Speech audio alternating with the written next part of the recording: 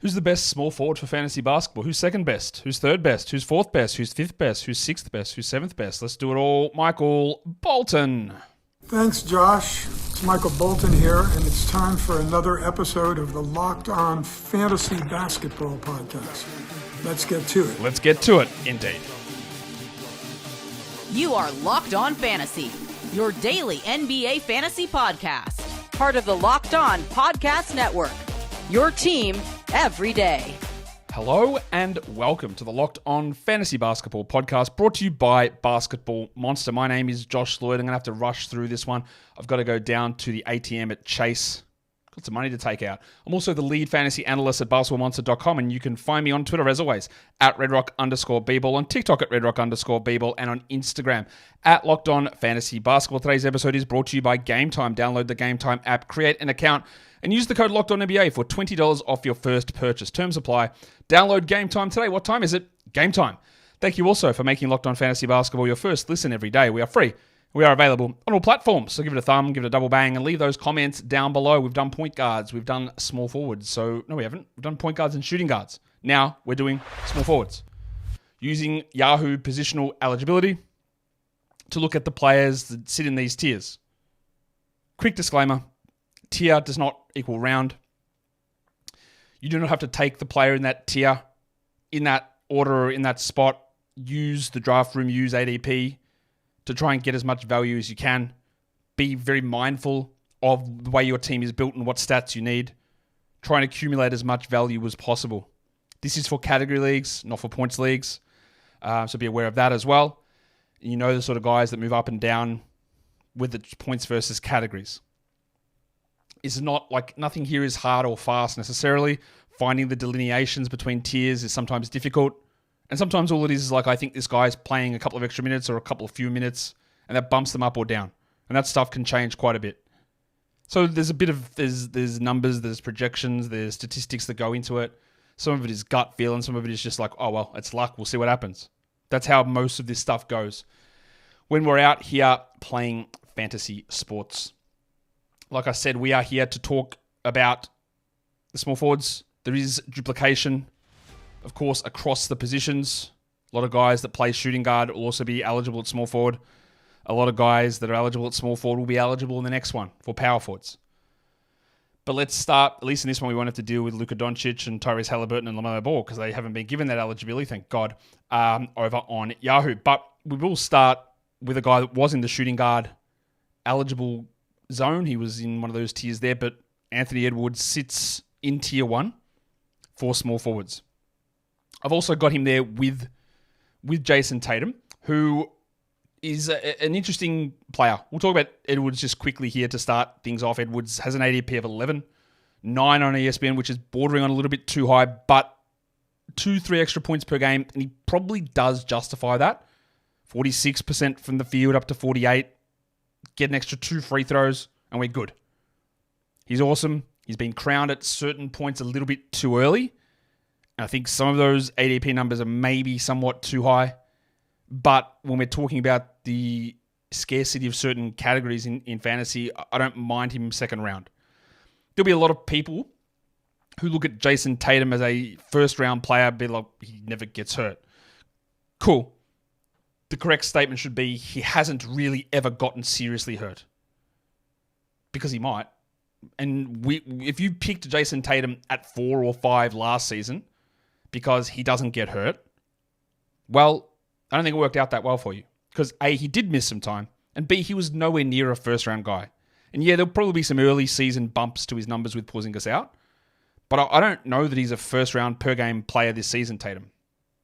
His ADP is 9 on Yahoo, it's 7 on ESPN, so people are drafting him that way. And I get it, there's a lot of uncertainty with a lot of these other players. So if you want to take him there, that's okay. But I just usually am going to push back on the idea of I will take this guy here, needing him to play 76 games to even achieve that value. Because as soon as you miss a game or two, which is largely out of anybody's control, then you're not returning that value. And that's how I like to approach it. So I've got him here in the same tier as Anthony Edwards. Again, if you want to look at that in that 11 to 14 range, I think that's fine. Tatum's got a longer track record of being higher up than Edwards. So if you want to go him ahead of him, again, totally reasonable, totally defensible. In tier 2, these are sort of the opposite side of the coin. Two guys who obviously are well-known and are awesome players, but the risks are a little higher with these guys. We're talking Paul George and we're talking LeBron James. George, I talked about in the shooting guard tiers. For some reason, he's listed as a shooting guard. Don't know when the last time bro played that position, but anyway, that's what he's listed as. And the difference between these two is insane to me. And this is where I think the tiering system comes in pretty interesting, because Paul George's ESPN ADP is 43. LeBron's is 13. 30 spots difference between these two guys? Absolutely not. Paul George sits at 30 on Yahoo and 22 on ESPN. I'm not even sure there's 8 spots difference, but I think both guys might be slightly underrated. Now, of course, LeBron's 50 years old. He's not. He's 40. But there is some level of decline, and does he keep up the 40% three-point shooting from last season? That would be a big way for him to keep up some of his value, but I don't know that he does that. And it is risky taking LeBron. But especially in a points league, his value jumps even higher. And Paul George has had injuries in the past, but nothing that makes me super worried about it recurring. And maybe Paul George does take a Bradley Beal type or Drew Holiday type step back in terms of usage behind Maxey and Embiid. I doubt it, but maybe he does. Maybe he does become the very clear third guy and just sees their usage drop 5-6 percentage points. So there's risk in both of these guys, but the numbers and the projections all really favor them pretty significantly here. So in tier 2, I do have Paul George and I have LeBron, but of course you don't need to take Paul George anywhere near this area. No one's taking him in the middle of round 2. People probably aren't taking him in round 2 at all. You can get him in round 3, and obviously on ESPN you can go round 5, again, which is insane. But you can do it. It's possible. Let's go to tier 3. We start to get a little bit, I'll say a little bit more interesting. Not that it hasn't been interesting. You've been riveted, I'm sure. But what we need to look into here is that these tiers, at this point, they're very small. There's a lot of striation, a word that I love. Love the word striation in small forward tiers. We're not getting 5 guys here. Small forwards tend to be a position where there's just not that many guys at the top, and like shooting guards, you're grabbing these NPCs towards the end of drafts who maybe do a little bit of something who aren't particularly exciting. So there's these tiers around here which are really quite empty. And tier 3 is one of them, because I've only got Scotland Barnes in that one. For some reason, he's listed as a shooting guard as well. Barnes' ADP is 20 on Yahoo, 21 on ESPN. And people know that I am lower on Barnes than others, but to me, he is fine in this spot. In this tier 3. And you could easily argue that you would take him ahead of LeBron, and you would take him ahead of Paul George, and that's probably a really strong asset. Well, that's not Scottie Barnes in that picture, is it? That's actually Kevin Durant in that picture. So I apologize for that graphic that's coming up. That is clearly not Scottie Barnes. But the numbers of Scottie Barnes, who averaged 20 points with 8 rebounds and 6 assists and insane steals and insane blocks, and he improved his shooting percentages all the way up. I've got some level of skepticism about how that all fits and where his usage goes, which was at 25 last season. Does it go even higher? Does it drop with Barrett there now? I don't know.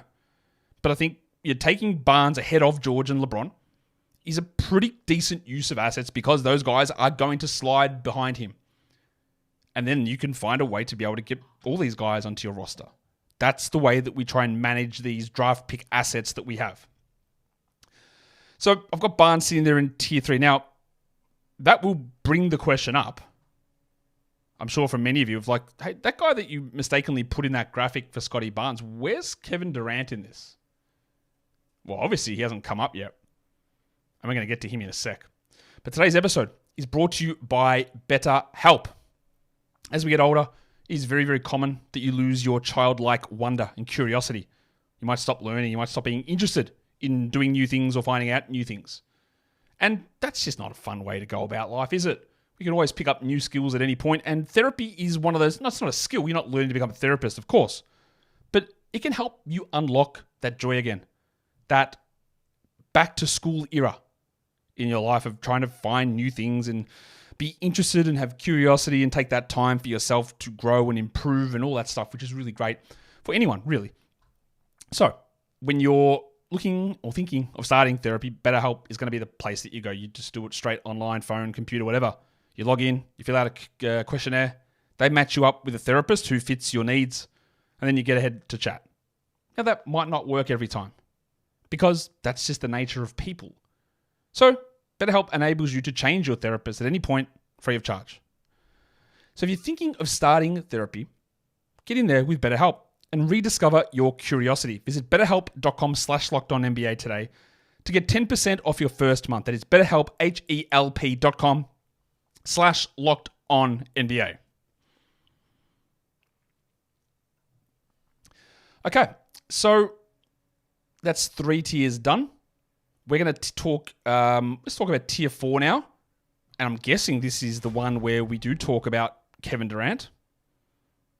But no, I actually don't have Kevin Durant here. Now, I am well aware that this could end up being really dumb. It could be foolish. I'm just fading Kevin Durant this season. In tier 4, I have Kawhi Leonard, who I think is going to be a top 10 per game player. And I've got the Bronco, Jalen Williams, in this spot. 35 ADP for Kawhi, 39 on ESPN. Williams is 43 on Yahoo and 53 on ESPN. So there's tremendous value in both of those guys at those respective draft spots. Like that's really unbelievable value. So we spoke a little bit about both of these guys in the shooting guard show earlier today. Williams, we expect that more usage. Kawhi, we actually expect more usage as well with Paul George gone. Kawhi would be a first-round guy very easily if we just thought he'd play 65 to 70 games, but I don't.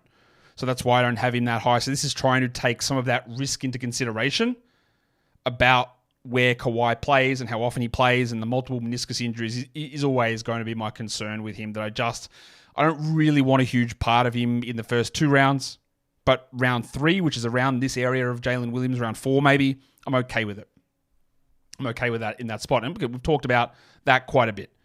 So let's have the discussion. Well, it's not really a discussion. Let me talk to you. You can drop your discussion points in the comments below about why I'm just not really feeling it with Kevin Durant this season. It is a high possibility, a high probability of it being wrong for me. There's a chance of that. But again, I don't do this stuff. I don't put the numbers out just and say, well, I'm just going to put Kevin Durant down low because I feel like it.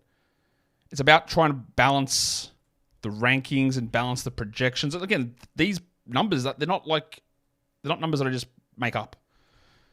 Durant was great last season. He averaged 27 points with 6.5 boards and 5 assists, 0.9 steals. He shot just 52% from the field. He was down to 85% from the line.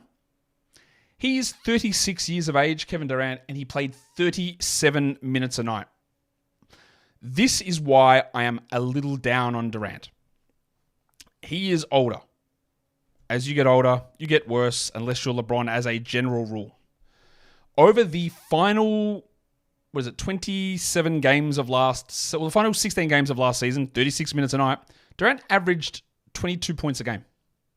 He shot just 50% from the field. His 2-point shooting, which had been 62% the year prior, fell. He was a 41% 3-point guy all year, but he was down at like 37 over the second half of the season. His free throw attempts disappeared. And one of the things we used to love about Durant from a fantasy perspective was he would be an 89 free throw guy who would just get to the line all the time. We know the NBA changed some of their emphasis. I don't know whether that... And look, if that doesn't continue, we go back to sky-high free throw numbers this season, then that changes some of this. But one of the values of Kevin Durant, he's always been a way worse points league player than category league player. One of the advantages of Kevin Durant was those super high free throws. But if you look at these numbers, if I look at his final 20 games of last season, he was like 3 free throw attempts a game. And the percentage was fine, but he didn't get to the line. Was that exhaustion? Because he was playing 37 minutes a night? Was it trying to preserve his health? Was it the new rules? Was it all of that stuff? I don't know. And then you add in that Mike Budenholzer is the coach, and when Mike Budenholzer had the Bucks team with Drew and with Giannis and Middleton, look, no one played 33 minutes. And it is very easy to argue that Giannis Antetokounmpo under Mike Budenholzer is a better player than what Kevin Durant is right now. I'm not saying that he's better all time than Durant or anything like that. But 36-year-old Kevin Durant is not as good as 27-year-old Giannis was.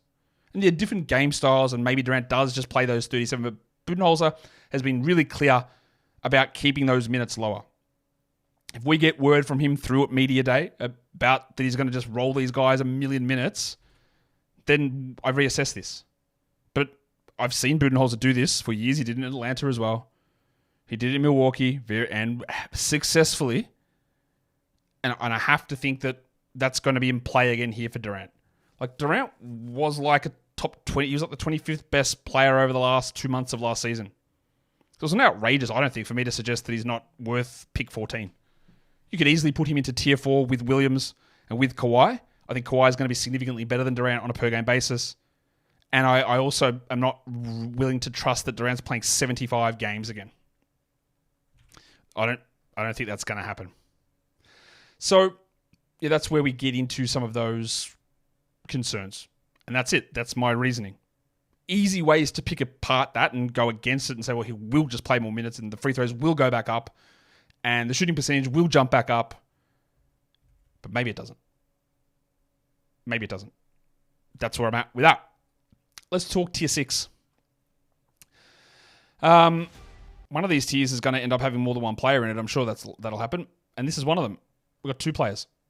Des Bane and Larry Markkanen. Incredibly different players. Desmond Bane's a shooting guard who can play up at the 3. Larry Markkanen's a 4 who starts at the 3. I've got Markkanen here who I think is a better per-game player than Bane without really any question. Because I think that the Jazz, now that they've signed him long-term, we are going to be Ides of marching Larry Markkanen. He will sit out the majority of the games in March and April, I'm guessing, again. They're not going to be a particularly good team, but they've got a really good coach. Their team is strong, and Markkanen will sit those games again, is my guess.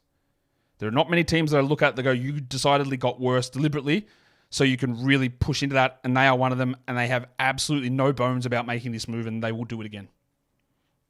So that's why I've got Markkanen down here. Now, both Bane and Markkanen have an ADP of 41 on ESPN. That's interesting. Bane's at 39 Yahoo, Markkanen's 33. But I could easily argue that you take Markkanen in round 2 if we knew he was playing 72, 73 games. But if I'm going to balance the probabilities on him playing through March, there's not many players that I'm going to rule out. Jeremy Grant, obviously. Obviously, he's never playing. But Markkanen, I'm pretty... even if they're in the mix for the play-in, we saw it. Dan Andrews say, what are you talking about, Will Hardy? He is not playing again. Everyone's out. And this will probably be the last year they do it. But I'm relatively confident that they will do that again. Let's talk tier 7. Didn't need to talk much about Bane there. We talked about Bane the other day. Earlier today when we talked small forwards. Let's move on to the... that was tier 6. Let's move on to tier 7. Different mix of players here. This is categories. And yes, Paolo Banchero is here. Jaylen Brown is here, and DeMar DeRozan is here. Paolo is a really intriguing player. His ADP on Yahoo is 35. His ESPN ADP is 22, and that is very high. A lot of that is influenced by the points leagues. But like I said, if you want to tell me that Paolo is not a top 100 category league guy, you've got to cop to so many different things. You've got to cop to Giannis being a player in the 40s. You've got to tell me that Rob Williams was better than Luka Doncic. You've got to tell me DeLon Wright was 50 spots better than Giannis. If you can't admit those things, then you can't tell me that Paolo was not a draftable player.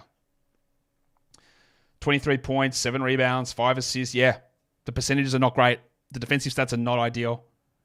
There's no reason that those percentages especially can't improve. Defensive stats, who knows? Probably not. But he's actually got more levels to go, I'd say. 30 usage could jump to 32. 35 minutes probably doesn't move anywhere, but he's 22. He's played 2 years. I'm pretty comfortable having him even in category leagues in this area, which is in that, let's say, 45 to 65 type of draft range. Along with Jaylen Brown, who always seems to have some weird struggles, whether it's a lack of defensive stats at some point, like subpar assists. He improves his field goals and his free throws get worse. There's always something weird about his game. And it never quite translates over. But his ADP data is also too high. 42 Jaylen Brown on Yahoo, 35 on ESPN. And the other one is DeMar DeRozan, which, okay, let's talk about this one. 55 on Yahoo's about fine. 29 on ESPN, absolutely no way. He goes to a new team.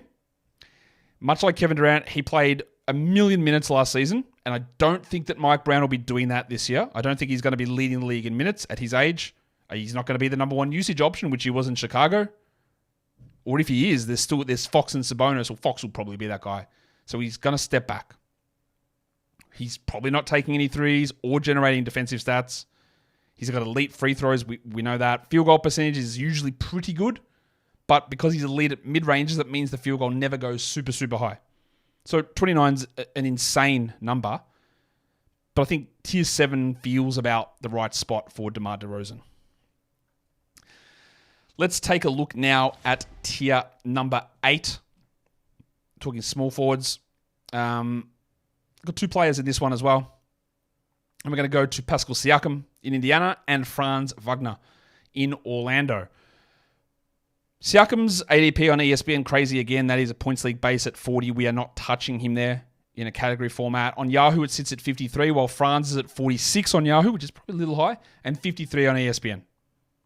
Siakam, much like Paolo, never gets the hate for being a bad free throw shooter, bad steals guy, bad blocks guy. Never gets it. It's because he's got a high field goal, so it offsets some of it. But realistically, he's turned Siakam from a guy that was a low-usage player, defensive sort of guy, into a guy that scores, passes pretty well, and that's about it.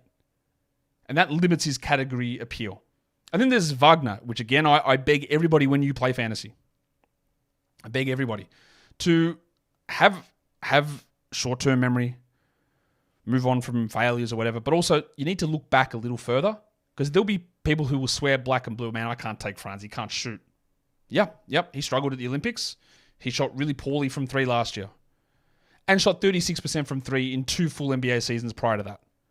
So, has he just turned into a bad shooter? Is it a weird cold streak? I'm not sure, but what I'm definitely not telling you is that Franz can't shoot. I'm not telling you that part of it. Because he can, because I have seen it. Whether it comes back or where it sits, that's one of the big question marks. We know 3-point percentage is relatively variable season to season. And Franz just had a stinker. But you've got to be able to look back more than 1 year. So both Siakam and Wagner sit in this area. They've got relatively similar games, to be honest. Siakam's a higher scorer. You get a little bit more defensively out of Franz. But their overall stat profile is not massively dissimilar.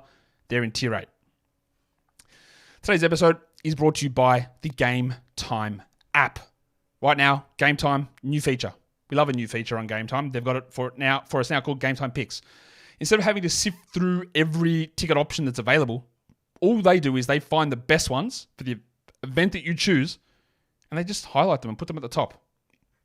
So don't worry about going through all thousands of these options. Here's the good ones. You just pick what you want. Of course, they've still got their all-in pricing, which you can turn on in the app, so you can see just the full price of the ticket right there. You can see the views from your seat. You've got the flash deals, and the prices of things go down the closer it gets to game time. So when you ask yourself, what time is it? You go, yeah, it's game time. Oh, tickets are cheaper. Let's go. Baseball events, football coming up. On now, actually. Basketball, hockey season starting soonish. Whatever event it is you want to go see. WNBA playoffs will be coming up soon. Game Time is going to have those tickets. So take the guesswork out of buying tickets with Game Time. Download the Game Time app, create an account, and use the code LOCKEDONNBA for $20 off your first purchase. Terms apply. Again, create that account and redeem the code LOCKEDONNBA for $20 off. Download Game Time today. What time is it? Game time. Okay, so don't forget to check out other shows across the Locked On Podcast Network as well. We've got our Locked On Sports today. We've got Locked On NBA that's out there. All the stuff for college football, NFL season starting up. NFL season preview pod is going to be out there on Locked On NFL as well. So much stuff to go and check out. That was tier 8. That means tier 9 is the next one that we are looking at. And we're starting to get into that, back end after pick 70 type area.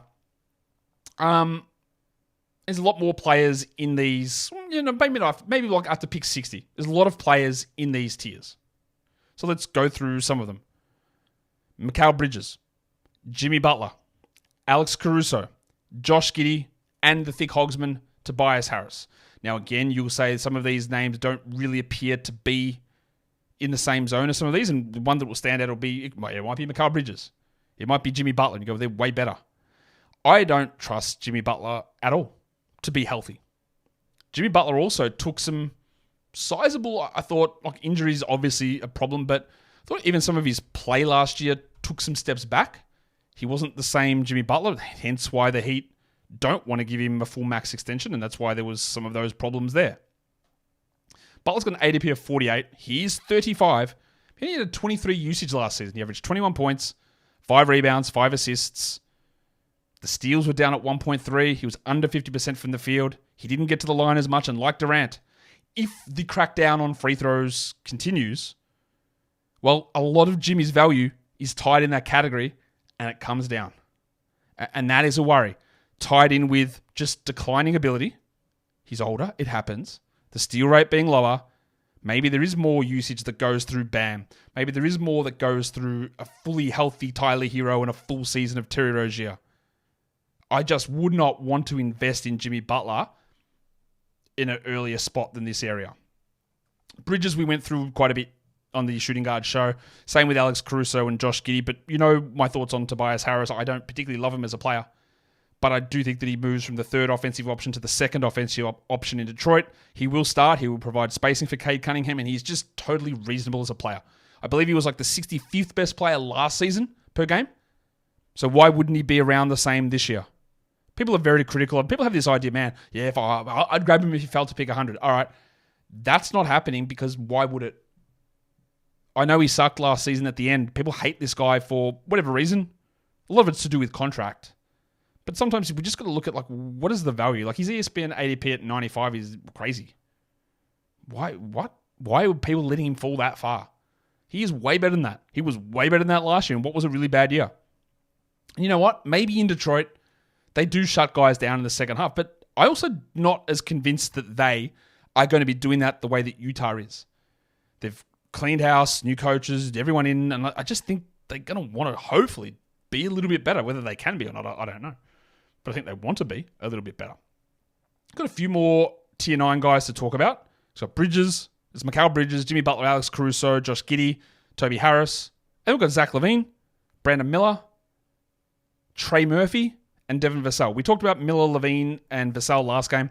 Now it's, or last show, shooting guards. Let's talk Trey Murphy, whose ESPN ADP is 128. Crazy. Again, driven a lot by points leagues. I don't know how it all works on this Pelicans team. He did play 31 minutes a night last season, even though he started the year after coming off knee surgery. And they do add in DeJounte Murray, but this guy's just really good. He's in year 3 now? Was it year 4? Year 4 for Trey Murphy. I would hope that something changes and we get bigger minutes, but even if it doesn't, I haven't projected gigantic minutes, I think he's got to be in this zone.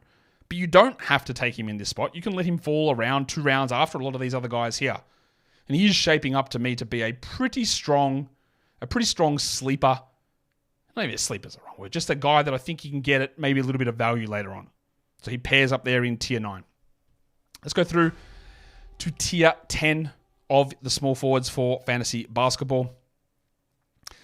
We have got, is this one a bigger tier? No, this one's just it's got 5 people in the Tier 10 zone. And let's start with the Jedi, the Scarf legend OG Anunoby, who's sitting at 109 on ESPN with a Yahoo ADP of 102. He will be a guy that hopefully generates good defensive stats, but usage is going to be hard to come by. Health has been a problem, but he's going to play a lot of minutes. He's got a really strong role in New York. In a points league, I'm not sure this is the right spot for him. He probably should go later. Category league, I could see it a little earlier even, but it is hard for him to get his hand on the ball enough. Bogdanovic sits here, and so does Miles Bridges, which people will think is a little bit off, considering where Bridges was last season. He finished like around top 50. Yahoo's got his ADP at 58. ESPN's got it at 93. And I think that ESPN actually in this one is more accurate for what I view Miles for this season. He led the team in minutes last season, 37 minutes a game. It's a new coach. I don't know what Charles Lee is going to do, whether he's going to do the same thing as Steve Clifford. I just don't know. They drafted someone to play the same position in Tijan Salan. Not saying that Salan's playing good minutes or limiting Bridges necessarily. But I'm not sure you need 37 out of Miles. And one thing I do know is he's not going to be the number 1 usage guy. In fact, he could very fathomably move from number 1 to number 3, behind Ball and behind Brandon Miller. The return of LaMelo Ball will probably increase Bridges' efficiency because he's just not a good self-shot creator. But will that be enough to offset what I think is probably somewhat a decrease in minutes and almost definitely a decrease in usage? And in the past, he used to be a good defensive stats guy, but that hasn't been there. Chris Middleton, 114 on Yahoo, 106 on ESPN. You can get him late. The ankle surgery is not ideal. I don't think it's something significant. It's not a reconstruction or anything like that. I think he's going to be okay, but we'll find out more in a few weeks. And then Keegan Murray sits here. Now, I think Keegan Murray's ADP numbers are just way too high. Yahoo's got him at 75, ESPN at 69 giggity. So, but why?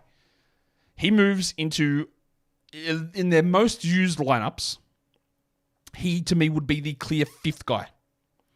Because I think that they'll go with Fox. Not I think. I know that they'll go with Fox, DeRozan, Sabonis. Those guys. And I think the other guy that will jump in there is Malik Monk. Now, he won't start, but he'll be in those closing lineups. So out of those five guys, if you include Keegan as the fifth, Keegan is the fifth offensive option. Even last season, where he took a step up, he stepped up to 18% usage. There is no way that I can see, unless there are injuries, that Keegan gets better than that. In fact, he almost definitely gets worse. That might improve some of his shooting numbers, but it is just really hard to live up to that level when you're not generating gigantic defensive numbers and you're just not touching the ball very much. So I just, those picks are wastes to me to have him there. He's just going to be, I believe, even though it is year 3 for him, I can't figure out a way in my head to see how he's more involved this season than he was last season. I can't get to that calculus of how he could be more involved in the game. Let's go to tier 11. Very different mix of players here. I've got Herb Jones, I've got the aforementioned Leaky Monk, and I've got Michael Porter Jr. The Poop Cookie sits with a Yahoo ADP of 66, ESPN 96. 66 is crazy. If you're taking Michael Porter at 66, I'm not really sure what you're doing. Losing KCP does not increase Michael Porter's usage. Go and look at Kentavious Caldwell-Pope's usage. It was like 12 or 13. In order for that to increase Michael Porter's usage, the guy replacing KCP would have to be lower than 12% usage, which, as much as we don't love Christian Brown, I'm not sure he's going lower than that.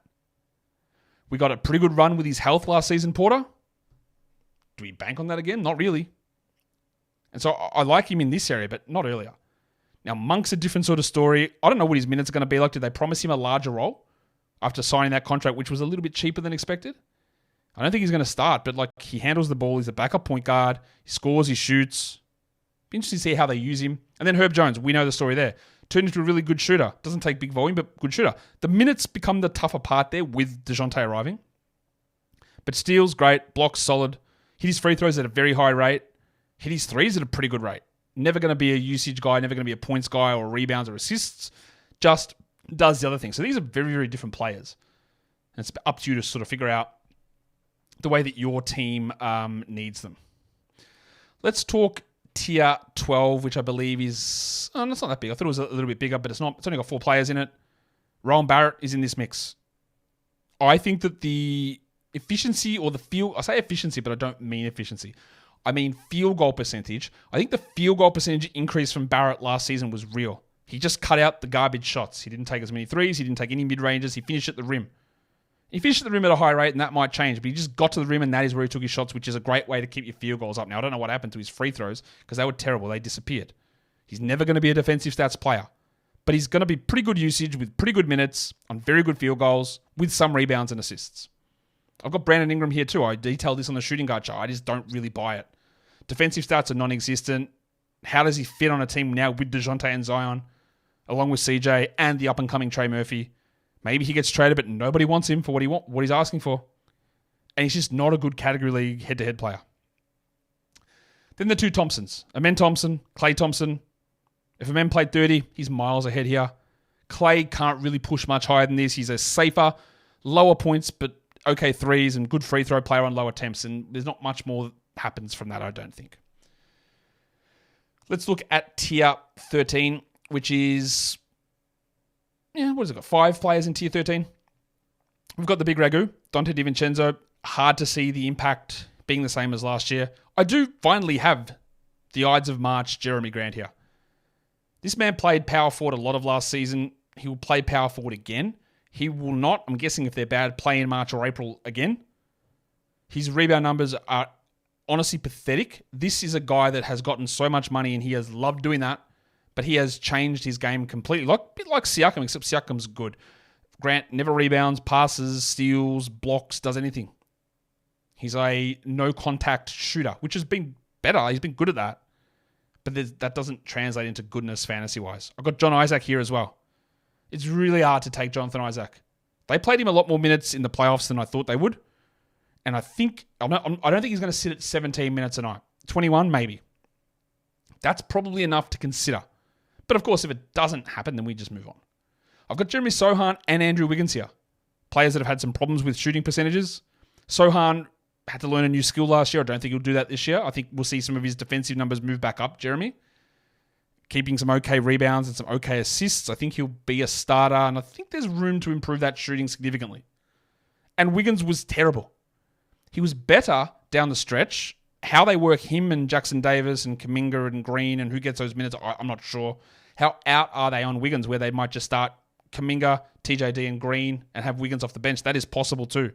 But I can't really get a good read on where Wiggins sits. So I've got him in this sort of back end area where I don't think he should ever go undrafted, but I'm not going to go super high on him. The back end tier is tier 14.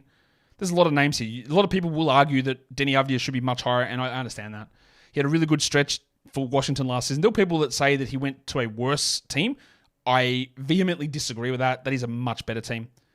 You not only have Simons, Scoot, Sharp, Grant, and Ayton. I mean, I'll say not only. That's who you got. So where does Avdia fit in the usage range there? Like 6th? He's probably going to start. But the way that he had success in Washington was when he was the second guy. And he was the guy with the ball in his hands. And with Grant, Simons, Sharp, Scoot, when is that ever happening? And then Ayton needs touches too. He's not playing with Marvin Bagley or Daniel Gafford.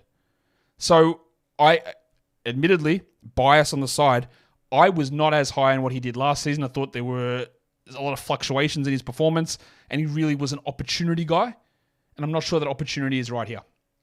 I've got Tari Eason. Most of these guys are just last pick sort of guys. Tari Eason, I don't think that they start him over Dylan Brooks or Jabari Smith, which is what he'd need to really blow up. But in these lower minutes, he's still good for this area. Keon Ellis, defensive stats guy. Josh Hart, absolutely no way that I see how he plays the same minutes he did last season. He was great. He was triple-doubles, 45 minutes a night. Like, not doing that, though. He's not going to have those opportunities. Hard to consider him anything more than a late-round guy. Taylor Hendricks, does he start? I think he does. Between Markkanen and Kessler is how I think they will do it. He had some flashes down the stretch last season, a little bit of shooting, a little bit of shot blocking. He's in this mix. And then Cam Johnson, who we know that he can get hurt at any point. We don't know if the Nets are going to move off of him or what they're going to do here. But there's an opportunity here for him. Now, the problem, I guess, is that Dorian Finney-Smith is there and Bojan Bogdanovic somehow plays for that team still, who's very, very similar to Cam Johnson. Surely they view Cam a little bit more important to what they're trying to do, or in terms of just even moving guys off or whatever they're doing. So I don't mind looking at him in this spot. And then the rest of tier 14 is Karis LeVert, who I talked about in the shooting guard show. I've got Shaden Sharp, who I talked about there as well. Max Strus, Asar Thompson. It's a tough one in Detroit. Cade will start. Harris will start. Duran will start, we think. Fontecchio, does he start? What about Beasley and Hardaway? What about Ivy?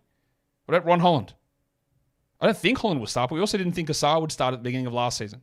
Asar was great early on. Shooting was terrible, but it did improve. He wasn't like a 12% shooter. I think he was like a 26% shooter the final 30 games or so. Different coach. A lot of lineup decisions need to be made. Fine to take him. I still believe Amen is the better player and better prospect, but Asar is fine here. And then Vince Williams. I think Vince Williams' value, if Edie's really bad, then Williams will step up into more minutes and become better than this. But I don't mind these guys as this last round bastion of value. And that's the small forwards. It's a weird group. And the valuations can be tough. Like, I'm not sure how right am I on Durant? How right am I on Kawhi? What about on Jimmy? I think I'm banking a little bit there on that free throw percentage change. Free throw attempt change in the league holding.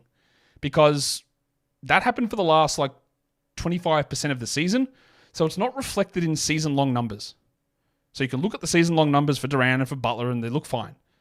But if they keep that similar sort of path going from what they did from February onwards, and those two guys rely significantly on their volume, well, then they fall back down. But we don't know that. I'm banking that they do that. I think it was very, very positively received. But I don't know. If we can get some clarification on it, that would be sick. Speaking of sick, I don't know what I was going to say there, but we're done. That's enough shows for me today. We'll try and get power forwards and centers banged out tomorrow. Guys, we are done here. Thank you so much for listening, everyone. See ya.